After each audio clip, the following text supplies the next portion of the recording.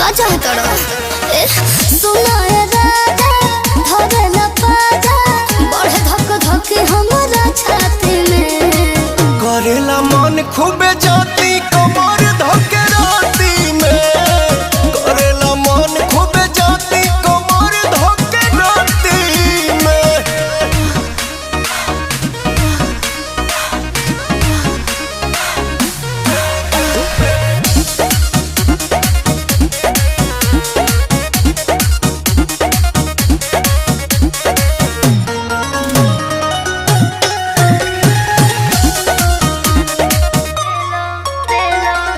उठला हर बलम रात भर तोरे याद करेला